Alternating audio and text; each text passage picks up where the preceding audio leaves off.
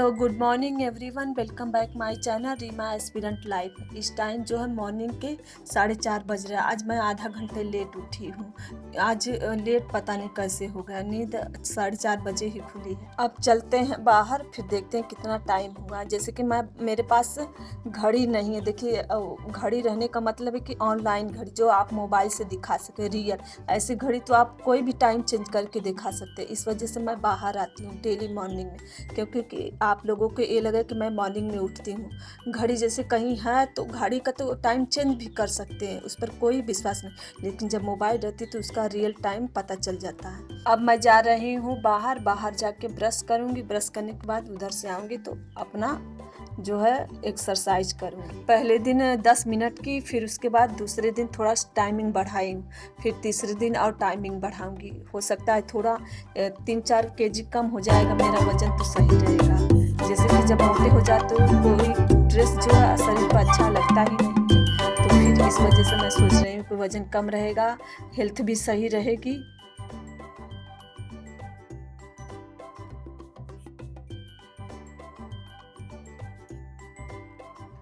आज मैं 20 minute exercise की हूँ। एक्सरसाइज करने के बाद मैं आ गई हूँ अब अपनी स्टडी स्टार्ट करने। ये अभी मतलब पानी गर्म करके लाई हूँ, वही पी रही हूँ। पीने के बाद फिर स्टडी स्टार्ट करते हैं।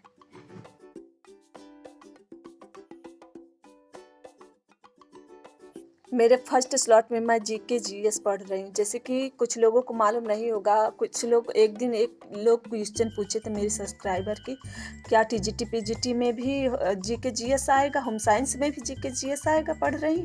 तो मैं बता दूँ, मैं एलटी ग्रेड के लिए कर रही हूँ, जीके जीएस पढ़ रही हूँ। तो साथ साथ एलटी ग्रेड की भी तैयारी हो रही है। क्यों हो रही? क्योंकि इसमें भी सब्जेक्ट आएगा। सब्जेक्ट का तो हो ही रहा है, लेकिन साथ ही साथ मैं जीके जीएस का भी कर रही हूँ। समय पर मैं कोशिश करती हूँ आपको और खुद को मैं ये याद दिलाने की कि हमें टीजीटी पीजीटी का एग्ज़ाम भी देना है। जैसे कुछ लोग भूल चुके हैं कि हमें टीजीटी पीजीटी का एग्ज़ाम देना। तो देखिए हम लोग ऐसे नहीं है कि ज़िंदगी भर बस तैयारी करते रहेंगे, तैयारी करेंगे, हमारे पास इतना टाइम। हमारे से पहले भी बहुत सी पीढ़ियाँ ऐसी जो अपने सपने को अपने सीने में दफन कर चुके हैं। क्यों दफन कर चुके हैं? जो ये बढ़ती हुई जिम्मेदारियों की वजह से। देखिए जब आप स्टूडेंट से एस्पिरेंट से गार्जियन बन जाएंगे और जिम्मेदारियां इतनी बढ़ जाएंगी, तो आप सोचिए उस टाइम आपको ये पता रहेगा कि हमें पढ़ने का टाइमिंग मिलेगा। देखिए आने वाले समय में परिस्थितियां और बेकार हो जाएंगी, जिम्मेदारियों को बोझ इतना बढ़ जाएगा कि हमें ये सोचने का टाइम भी नहीं मिलेगा कि हमें कुछ करना है। फिर वहीं से हम जो करना चाहते हैं, हमारा जो ड्रीम है, सब खत्म हो जाएगा। मैं इसलिए याद दिला रही हूँ कि देखिए या तो हम अपना 3 महीने जो है अपनी स्टडी में पूरी तरह फोकस करें, या तो जो है 3 साल का इंतज़ार फिर करें। क्योंकि देखिए आने वाले जो समय में जिस तरह से भर्तियां निकले, उस हिसाब से तो लगता है कि 3-4 साल के बाद ही भर्तियां निकले। ये भर्ती निकलने के बाद अब कितने साल लगेगा पता नहीं, इतने साल इंतज़ार करने के बाद। अब देखिए हमें जो भी समय मिला है, हमें अपने करियर पर ध्यान देना होगा, क्योंकि हम और आप इतने लकी हैं कि देखिए हमें जो समय मिला है, कुछ लोगों को वो समय भी नहीं मिला पढ़ने का। कुछ लोग तो पढ़ना तो चाहते हैं लेकिन पढ़ नहीं पाते, उनको समय नहीं मिलता, जिम्मेदारियां इतनी होती। और कुछ लोग पढ़ने बैठते हैं रात में, तो दिन भर इतना काम और मेहनत किए रहते, तो रात में इस वजह से नहीं पढ़ पाते। तो जो समय हमें मिला है तो उसका सही तरह से हमें यूज करना है और अपनी स्टडी करते रहना। देखिए एग्जाम होगा जब होगा, लेकिन होगा तो अपने आप को इतना मतलब स्ट्रांग बनाइए, अपनी स्टडी में इतना मजबूत बनाइए कि आपको कोई मतलब सिलेक्शन से रोक ना पाए। तो इस वजह से जो भी टाइम मिला है आपको उसका मतलब फ़ायदा लेना है। अगर आप चाहते हैं कि 3 साल के बाद मतलब आप जॉब करेंगे, तो आप 3 साल का वेट कीजिए, मत करिए पढ़ाई। देखिए जो हमें समय मिला है, इसके बाद क्या पता आने वाले समय में हमें उस टाइम मिलेगा, इतनी सारी जिम्मेदारियां होंगी। और जो लड़कियां हैं, गर्ल्स हैं, मतलब उनकी शादी हो जाएगी, कहेंगी एज जा रही है। जब जिम्मेदारियां उनकी बढ़ेगी, शादी होने के बाद, तो फिर जो उनका सपना है, सपना ही रह जाएगा। इसलिए मैं कह रही हूँ जो भी 3-4 महीने आपको मिल रहा है उसका सही से यूज कर लीजिए, नहीं तो आने वाले वक्त में बस रिग्रेट के अलावा कुछ नहीं बचेगा आपके पास। आने वाले समय में देखिए इलेक्शन होने वाला, इलेक्शन से पहले कुछ भर्तियां आएंगे, तो जो भर्तियाँ आएंगी उसके लिए मतलब अगर आप प्रिपेयर रहेंगे, तैयार रहेंगे, तो तभी ना आपका उसमें सिलेक्शन होगा। पहले से ही जब इलेक्शन खत्म हो जाएगा, समझ लीजिए 5 साल के लिए हो जाएगा, तो कुछ भर्तियाँ नहीं आएगी। तो जो ऐसे चल रहा है आगे से वैसे ही चलता रहेगा आगे। फिर उसके बाद फिर इलेक्शन होगा, फिर भर्तियाँ। इसके लिए समझ लीजिए आपको 5 साल का वेट करना पड़ेगा। आप सोचिए क्या आने वाले 5 सालों में आपके पास टाइम रहेगा? नहीं टाइम रहेगा। उस टाइम जिम्मेदारियाँ इतनी हो जाएंगी कि आपको पढ़ने का कुछ नहीं मिलेगा समय। Hello everyone, welcome back my channel Reema aspirant life में। इस टाइम जो दोपहर के 12 बज रहे। अब मैं जा रही हूँ अपना आज का जो है टारगेट सेशन स्टार्ट करने। तो जैसे कि मैं एक स्लॉट खत्म की हूँ, एक सेकंड मतलब सेकंड स्लॉट है दोपहर का, और एक मॉर्निंग में की। तो इसमें जा रहे हैं प्रैक्टिस सेट लगाने। जैसे कि प्रैक्टिस सेट मैं लगाने जा रही हूँ। आप लोग भी अगर मतलब कि चाहते हैं कि एग्जाम क्रैक करना इसमें, तो आपको जितना हो सके उतना प्रैक्टिस सेट पर काम करना और रिवीजन पर। चलिए तब स्टार्ट करते हैं आज का स्लॉट। ये मेरा सेकंड स्लॉट है और सेकंड स्लॉट में मैं प्रैक्टिस सेट लगा रही हूँ। जैसे कि देखिए हमारे जो सिलेबस है उसी के इर्द गिर्द मतलब जितने भी सारे होम साइंस का सिलेबस है उतना ही क्वेश्चन आएगा, लेकिन जो क्वेश्चन का लेवल है जो बस कंफ्यूजिंग रहेगा। आप जब भी प्रैक्टिस सेट लगा रहे हैं तो इस बात का जरूर ध्यान रखें कि उसमें कैसे कैसे क्वेश्चन पूछे जाए। जैसे कि प्रैक्टिस सेट रहता है जो मतलब अलग से बना के डालते हैं जो प्रकाशन वाले, तो उनके हिसाब से मतलब अपने हिसाब से डालते हैं, तो वो भी कंफ्यूजिंग बनाते हैं। और जो प्रैक्टिस सेट मतलब कि पहले का प्रीवियस ईयर का है, तो उसको भी देखना चाहिए कि उनके तरीका पूछने का कैसा है, कैसा पूछेंगे, आने वाले समय में क्या लेवल रहेगा। जैसे कि वैकेंसी इसमें कम है, सीट्स कम है, तो उसी हिसाब से इसका लेवल थोड़ा हाई करेंगे।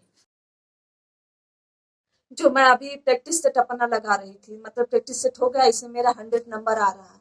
जैसे कि इस प्रैक्टिस सेट में जितने भी क्वेश्चन दिए सब नॉर्मल है, सिलेबस में से ही पूछे गए हैं। लेकिन देखिए जैसे कि इस टाइम वैकेंसी इसमें मतलब कम है टीजीटी में, तो कम है तो उस लेवल से समझ लीजिए क्वेश्चन अगर पूछेगा तो उसी सिलेबस में से पूछेगा, लेकिन पूछने के अलावा वो कंफ्यूजिंग क्वेश्चन बनाएगा उसी तरह बनाएगा और उसका लैंग्वेज टफ करेगा।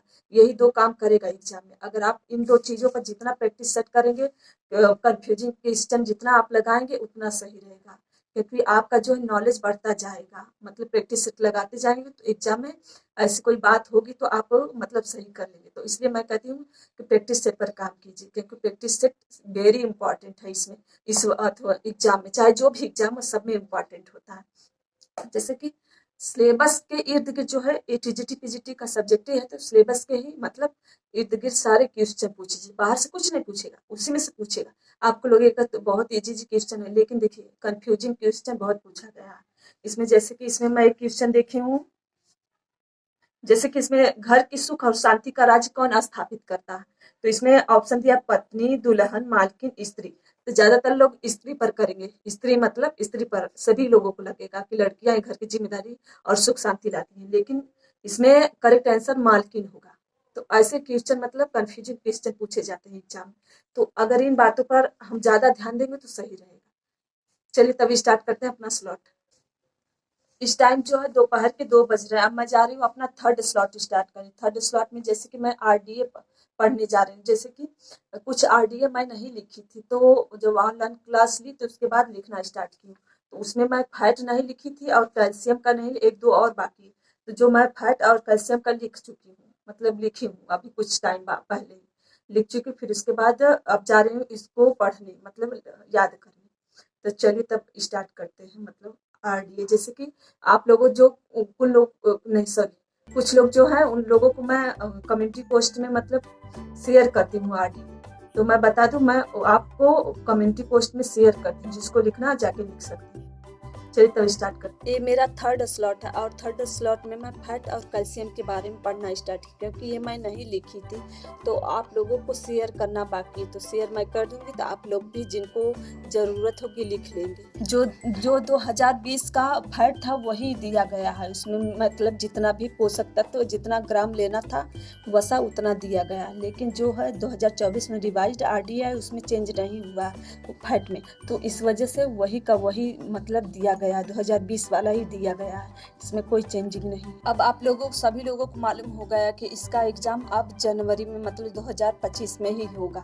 तो 2025 में कब होगा अभी इसका कोई कन्फर्म नहीं है। जैसे कि जब से 2022 से फॉर्म डाला गया तब से अब निकलेगा, अब निकलेगा, अभी निकलेगा, तब से अब तक नहीं निकला। देखते हैं आगे वाले समय में मतलब कहाँ नहीं जा सकता, इसके बारे में कोई नहीं जानता कि कब एग्ज़ाम इसका होगा। अब मैं अपना थर्ड स्लॉट स्टार्ट कर दी। थर्ड स्लॉट मैं 3:30 बजे से स्टार्ट की। जैसे कि आरडीए मुझे 2 याद करना था, इस वजह से टाइम लग गया। आरडीए को याद करने में 1.5 घंटे लगे। फिर उसके बाद अब मैं जा रही हूँ सीडी पढ़ने जा रही हूँ। सीडी में एक मेरी लुसेंट की बुक है, इसी से मतलब कि इससे नोट्स नहीं बनाए, बस पढ़ने में मुझे कुछ चीज़ें मिल जाती, एक्स्ट्रा चीज़ें मिल जाती, तो पढ़ने में क्या हो जाए। दुनिया का चाहे कोई भी काम हो, उसमें हर काम में मेहनत करनी पड़ती है। चाहे मैं वीडियो बना रही हूँ उसमें भी मेहनत लग रही है, पढ़ रही हूँ उसमें भी मेहनत कर रही हूँ। मैं समझ लीजिए मैं डबल मेहनत कर रही हूँ। तो इस हिसाब से सोचिए, बिना मेहनत के लाइफ में कुछ न मिला है न मिलेगा।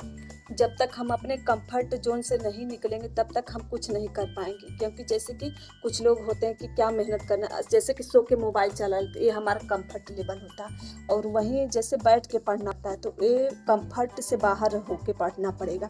तो इस तरह से पढ़ाई करेंगे तब हो पाएगी। अगर आप सो के पढ़ाई करेंगे तो नहीं हो पाएगा। जैसे कि कुछ लोगों को मोबाइल चलाना अच्छा लगता है, लेकिन बुक्स से पढ़ना या कुछ काम करना वो अच्छा नहीं लगता है। तो इसी वजह से जब तक हम मोबाइल का मतलब परित्याग नहीं करेंगे तब तक हम कुछ नहीं कर पाएंगे, तब तक हम बुक नहीं पढ़ पाएंगे। तो कुछ चीज़ों को त्याग करना पड़ेगा, तब कहीं आगे कुछ हो सकता है।